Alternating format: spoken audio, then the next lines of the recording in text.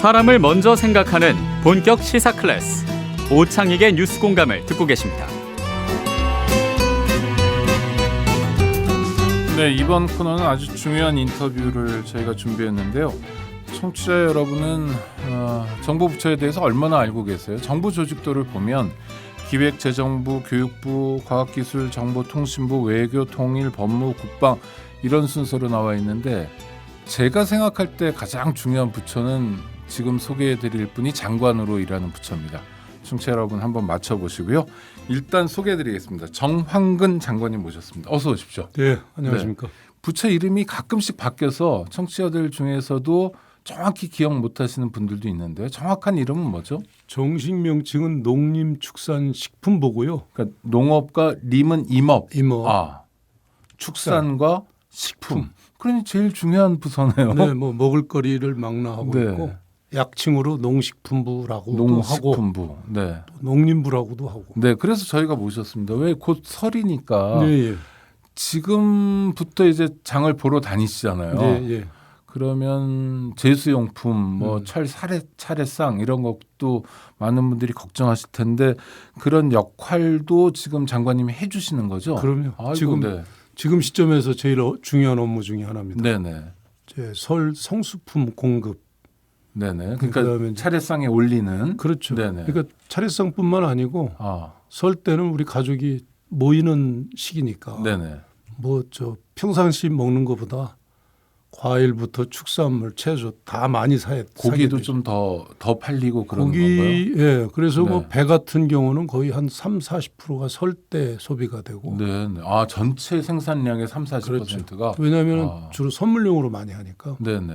그래서 이제 어디 가서든 원하는 만큼 사실 수 있도록 충분하게 성수품을 공급해 드리는 게 굉장히 중요해요. 그게 그냥 생산자와 유통업자 또 소비자에게만 맡겨놓는 게 아니라 맡겨놓을 수가 없죠. 정부가 적극적으로 개입해서 네. 모자라거나 넘치지 않도록 해준다. 그래서 대략 한 달 전부터 저희가 아주 그 비상대응반을 구성을 해서 농식품부, 그다음에 주로 농협, 그다음에 이제 그 유통업체가 중간에 각양각색의 유통업체들이 있거든요.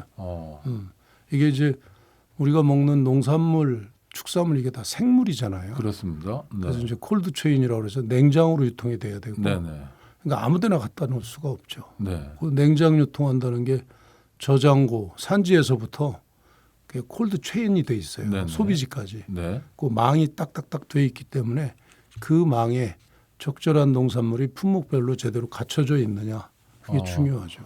그러면 우리가 하여튼 명절 맞아서 차례상도 차리고 또 가족들과 함께 모처럼 이제 풍성한 식탁을 차릴 때 뭐 가장 고마워해야 될 분들은 생산자인 농민, 물론이죠. 어민들이고, 물론이죠. 그 다음에는 우리 장관님이랑 농식품부에 감사드려야 되겠네요. 네. 저한테는 감사 안 드려도 되고요. 그렇습니까? 저희가 오히려 네. 농업인들께 감사드리고 그 농산물, 수산물을 잘 구매해 주시는 국민 여러분, 소비자 여러분께 감사드려야죠. 그런데도 다 정부의 손길이 있다. 그렇습니다. 아주 중요한 대목인 것 같고요. 새해 얼마 안 남았으니까 장관님 새해 덕담 한마디만 해주시죠. 네, 우리나라가 사실 뭐 우리나라뿐만 아니고 코로나 19 때문에 그럼요. 최근 한 2-3년간 뭐 전 세계적으로 고생하셨고 우리 국민들도 뭐 아주 몸살을 앓으셨죠. 지금 조금 빠져나오고 있는데 어쨌든 경기도 조금 전반적으로 안 좋고 또 삶의 질도 조금 팍팍해졌다고 일반적으로 생각들 하시는데 우리 새해에는 정말 좋은 일만 국가에도 나라에도 좋은 일만 많이 있고 우리 국민 여러분께도 정말 좋은 일 많고 행복하시기를 그렇게 기원을 하겠고요. 그 와중에 하여튼 먹거리를 책임지고 있는 부처 장관으로서 소홀함이 없도록 열심히 하도록 하겠습니다.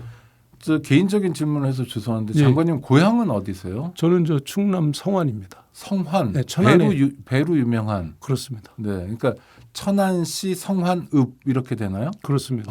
거기가 배도 유명하지만 우리 그 낙농, 우유, 홀스타인 젖소가 제일 먼저 들어온 지역입니다. 1969년에. 네네. 그래서 아주 그 축산도 발전이 돼 있고. 젊었을 때 우유 좀 드시고 자라셨나요? 우유 저 많이 먹었어요. 왜냐하면 그 박정희 대통령께서 그 유명하죠. 서독을 방문하셔가지고 네. 우리 광부 간호사들 뭐 끌어안고 네, 그러면 네, 그건 많이 알려져 있잖아요. 격려해드려야죠. 네. 네. 그러면서 서독에서 우리 경부고속도로 만들 차관을 빌려달라고 했죠. 네.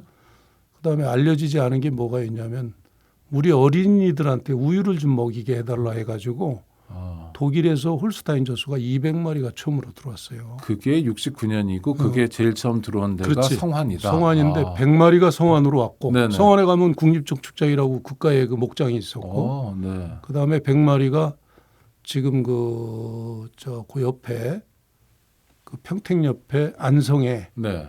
거의 공동가 그런데 거기 한독목장이라고 차관으로 만들어가지고 거기 100마리가 들어왔어요. 아, 그래서 이름부터가 한독이군요. 한독. 네. 그게 지금 발전이 돼서 지금은 농협에서 운영하는 팜랜드라고 아주 큰 그런 리조트 비슷하게 돼 있죠. 축산 겸용하고 있는. 그래서 그 성안목장에 저희 그 돌아가신 아버님이 사실은 그 홀스타인 100마리 사육하는 책임자였습니다. 아, 그러세요? 네, 69년 아이고, 네. 이후에. 그래서 제가 이제 그 사무실에 놀러 가고 그러면은 우유를 이렇게 한 컵씩 주시고 그랬죠. 네.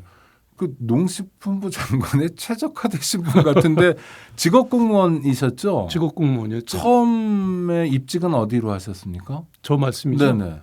저 농림부로 했죠. 아, 그 당시 농림부가 농수산부였어요. 농수산부 몇 년도 오셨어요? 그러니까 84년 말에 84년. 고시가 돼가지고 네. 수습을 시작한 건 85년 5월부터. 그러면 거의 40년 가까운 세월 동안 근데 이제 저기죠. 농식품부 2017년에 네. 농촌진흥청장을 끝으로 해서 공직에서 물러났다가 네네. 중간에 이제 저 충남대학교 교수도 하고 그다음에 서울대 그 국가농림기상센터라고 네.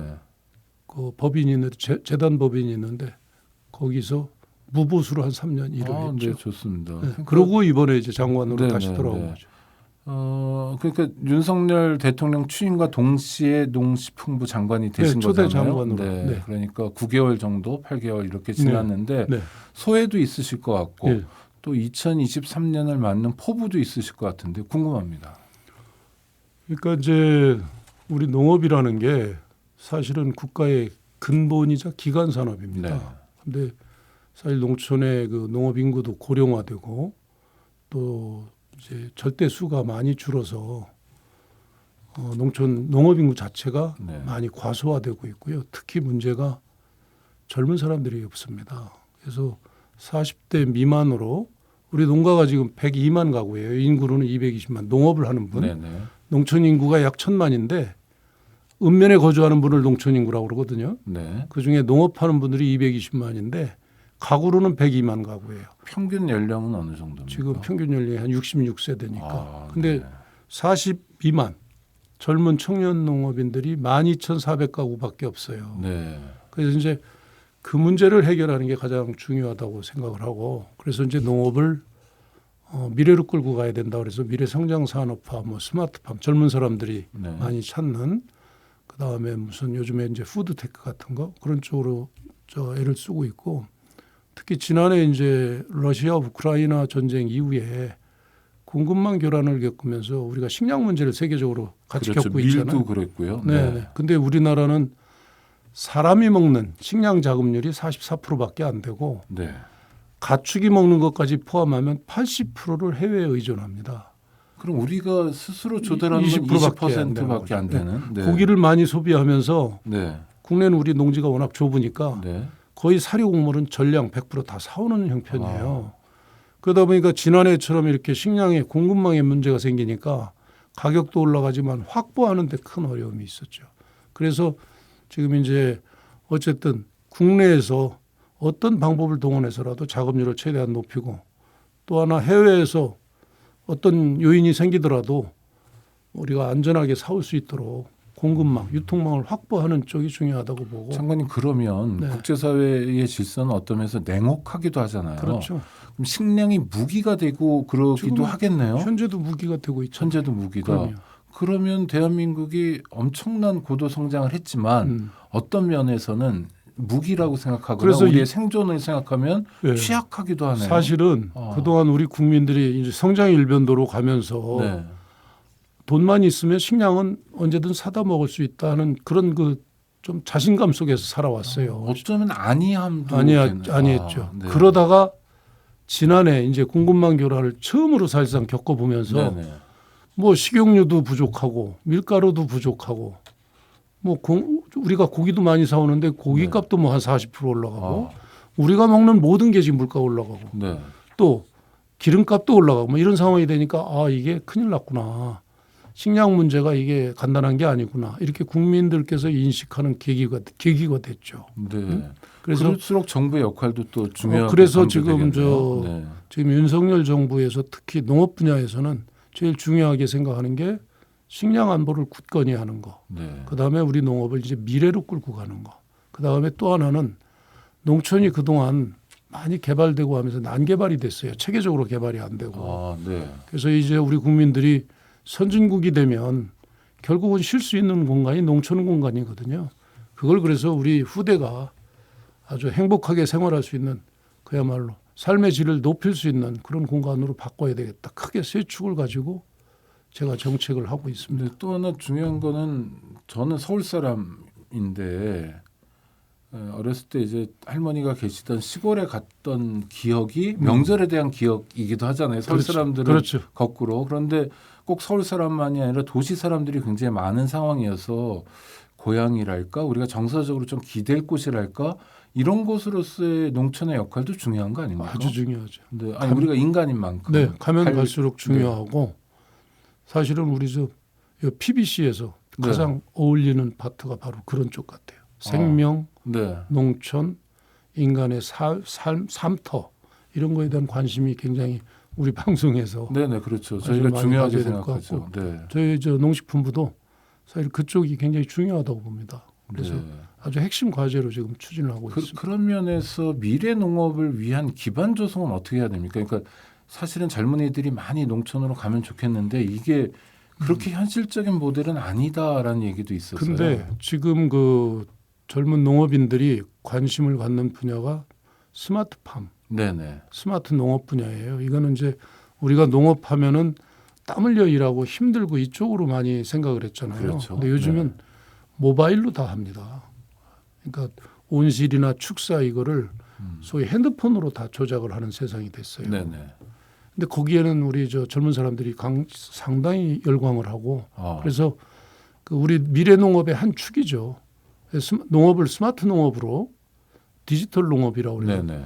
그래서 그러니까 때 되면 알아서 물도 주고. 그러니까 예를 네. 들면 볕도 주고 이런 그 건가요? 노지가 있고 시설이 있잖아요. 네네. 그러면 노지 같으면 예를 들어 과수원이다. 네. 그러면 눈에는 안 보이지만 적절하게 땅 밑으로 그 호스를 묻어가지고 적절한 타이밍이 되면 물을 적절히 공급을 해줍니다. 네네. 그럼 물도 전략을 하면서 그 작물 입장에서는 제일 좋은 타이밍이에요. 그 다음에 거기도 CCTV나 뭐 이런 걸 다 달아놔가지고 병 해충 같은 게 나타나면 실험실에서 리얼타임으로 볼 수 있게 돼 있어요. 그러면서 만약에 우리가 옛날처럼 사람이 한다면 네네. 병이나 해충이 많이 번진 상태에서 시작을 하기 때문에 살포해야 되는 농약도 많고 어려워져요. 그렇죠. 힘도 많이. 근데 들고. 이거는 미리 증상을 미리 조기에 알게 되는 네네. 거죠. 그러면 아예 그 포인트만 소독을 하면 되거든요. 그다음에 시설 같은 것도 옛날에는 사람이 이제 비닐하우스 같으면은 온도가 올라가면 창문을 열어줘야 되잖아요. 네네. 사람이 다 했는데 지금은 비닐하우스도 굉장히 그 유리온실처럼 첨단화돼 있죠. 그 안에 제어 시스템이 돼 있어가지고 그게 모바일로 다 연결이 돼 있습니다. 장관님 말씀 들으니까 환상적이긴 한데 또 하나 걱정이 드는 건 그럼 어마어마한 돈이 들겠다. 젊은 사람들이 이걸 어떻게 감당하지? 자본은 그래서 어떻게 하지? 네. 그게 레벨별로 돈이 좀 덜 들어가는 게 있고 많이 네. 들어가는 게 있는데 지금 일단 많이 들어가는 거는 정부가 설비를 해가지고 그 교육시키고 아주 그저 거의 무료로 임대를 해주고 있습니다.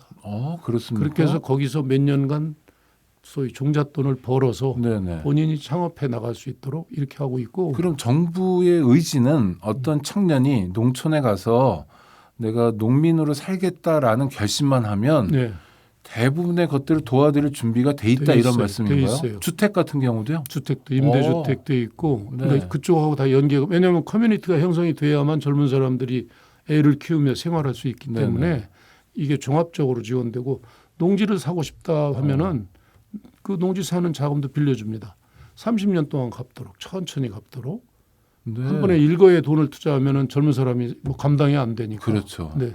그래서 그걸 이런 얘기는 정말 많이 알려져야 되겠네요. 촉진돼야 되고요. 지금 아주 네. 가장 중요한 정책 중에 하나로 지금 추진하고 있고요. 네. 젊은 사람들이 많이 들어옵니다. 예를 들어서 농업을 전혀 모르는 사람도 와서 20개월 동안 이론 및 실제 교육을 시켜요. 그동안 어떻게 먹고 살아요? 그 안에서 숙식이 가능하죠. 아니 그러니까 경제 활동 같은 경우. 그러니까 처음에 3년간은 아, 그 금년에 이제 작년에 2,000명이었고 금년에 4,000명을 대상으로 하는데 네. 3년간은 월 110만 원씩 월급을 지급합니다. 네. 초기에 생활비 명목으로. 네네. 그러니까 젊은 사람들이 안심하고 와서 농업에 한번 투신을 해봐라 이런 개념이죠. 그러니까 다양하게 있고 마음- 또 지방 정부의 지원 시스템도 있겠네요. 지자체도 네. 지원을 많이 하고요. 네. 우리 뭐 또 일선의 농협도 지원을 많이 하고. 네. 그러니까 농촌에는 젊은 농업인이 거의 보배예요, 보배. 오배. 그렇기 때문에 마음만 굳건히 먹고 네. 이쪽에 한번 내가 인생을 한번 걸어보겠다 하면 기회는 얼마든지 많다. 정책 방향은 정확한 것 같고 그렇죠. 그리고 아무리 고쳐 생각해도 우리가 갈 길은 그곳이니 정부도 또 지방 정부도 지역 사회도 기다리고 있다 청년들을 약간 두려움 네. 뭐 이런 것만 걷어내면 굉장히 새로운 지금- 산업과 젊은이들이 만날 수도 있겠습니다. 지금 예를 들어서 저희 농식품부 산하에 네. 농수산대학교라고 있어요. 3년제 네. 대학인데 사관학교입니다. 어. 전체가 다 무료인데 네네. 여긴 심지어 정규 4년제 졸업한 사람도 있고 그 뭐 이런 국내 유수의 기업의 연구원으로 근무하다가 나 농업 쪽에 공부하겠다. 이렇게 오는 분들도 있어요. 일종의 선구자라고 불러도 되네요. 예. 네. 가슴 설레이는 소식이고요. 농업이 장관님하고 얘기 몇 분 안 했는데도 지금 밖에서는 시간 다 갔다고 그러는데 그래요. 현안 한두 가지만 양곡관리법은 어떻게 되는 겁니까? 이게 갈등 상황으로 비춰지는 것 같아서 좀 아쉽긴 한데요. 근데 네. 결론적으로 말씀드리면 양곡관리법은 시행이 되면 안 됩니다. 네. 그러니까 지금 기본적으로 우리 밥쌀, 사람이 먹는 쌀 네네. 이게 남아돌아요. 과잉 기조예요. 그러니까요. 과잉 네. 기조이기 때문에 어쨌든 밥쌀을 줄이는 쪽으로 가야지 시장에 앞으로 밥쌀은 재배해도 안전하다. 누가 사준다. 정부가 사준다. 이런 시그널을 주면 더 많이 남게 되고 더 많이 남으면 가격이 더 떨어지기 때문에 이걸 격리를 해줘야 돼요. 네. 창고에 싸놔둬야 돼요. 시장에 네네. 내지 않고. 네. 거기 돈이 지금 엄청 들어가는데 네. 지금 연구기관 연구에 따르면 지금 들어가는 것보다 돈이 훨씬 더 많이 들어가고 오히려 가격은 떨어진다는 거예요. 그렇게 되면 과잉 기조가 더 고착되니까 그러면 우리 농업인한테도 도움 안 되고 국가에도 도움 안 되고 국가는 지금 말씀드린 것처럼 젊은 사람들이 농촌에 와서 돈을 벌 수 있도록 미래지향적인 쪽에 투자를 많이 해줘야 되는데 네네.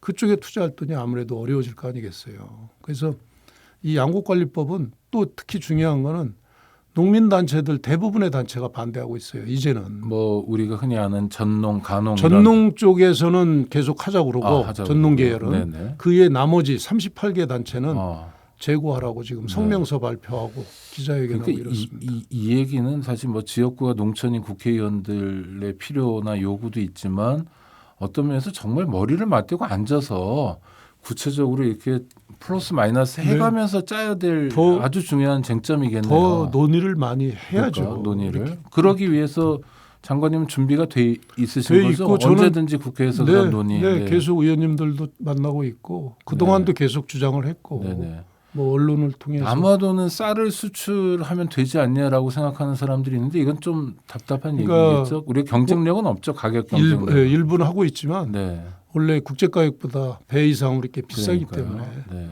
그래서 그거는 이제 좀 현실성이 부족하고요. 네. 양을 줄이는 수밖에 없습니다. 그래서 이제 지금 가루쌀이라고 밀가루를 대체하는 쌀이 나왔거든요. 네네. 그러니까 농업인은 그대로 벼를 재배하는 거고 네. 용도가 밥쌀은 줄이고 밀가루를 대체하는 걸 늘리면서 아, 그러면 뭐 어차피 밀가루 수입량도 줄이니까 그렇죠. 좋고 네. 그다음에 이건 이모작을 할 수 있어요. 그렇습니까? 네. 재배 기간이 짧아서 이모작이 네네네. 됩니다. 그러면은 식량 작업률을 높일 수 있어요. 뭐 일거양득이네요. 그러면 일거 한 3, 4득 3, 됩니다. 4득. 네. 좋습니다. 아니 저는 오늘 개인적으로는 처음 뵙는 분인데 약간 뭐랄까 하여튼 기분 좋은 인터뷰인 게 그러니까 지금 농촌 문제도 있지만 사실 이 우리가 어떻게 잘 세팅하느냐에 따라서 30년, 50년 후에 대한민국에 대해서 우리가 그리는 거고 또 책임져야 되는 거 아닙니까? 후속 세대한테 책임져야죠. 네, 네. 그런 면에서의 비전을 보여주시는 것 같아서 네. 든든합니다. 아이고 고맙고요. 고맙습니다. 벌써 시간이 다 됐는데요, 장관님. 그래도 우리 청취자들하고 인사는 좀 나눠주시죠. 뭐 포부도 한번 밝혀주시고. 네. 그래서 저는 하여튼 장관으로 재임하는 동안에 우리 농업은 얼마든지 발전할 수 있다는 걸 좀 보여드리고 싶어요. 네. 우리 농업인들한테도 자신감을 좀 불러일으키고 싶고 그래서 이제 금년에 농식품 분야 수출 지난해 88억 3천만 불인데 네. 100억 불로 이제 목표를 세웠고 제가 직접 그 확대 추진 본부를 만들어서 본부장 역할도 하려고 네네. 합니다. 그렇게 하고 어쨌든 우리 농촌을 이제는 난개발에서 좀 벗어나게 해야 된다. 체계적으로 개발해야 된다. 그리고 우리 국민들 안전하게 먹거리만큼은 책임져 줘야 된다. 네네. 그래서 그쪽으로 더 신경을 쓰도록 하겠습니다. 네, 하여튼 정부 믿고 가고 농업이 미래 산업으로서 당연히 재편될 수 있도록 그렇습니다. 하여튼 애써 주시고요. 네. 네, 기대하고 있겠습니다. 많이 도와주십시오. 네, 지금까지 정황근 농림식품수산부 장관과의 인터뷰였습니다. 감사합니다. 네, 고맙습니다.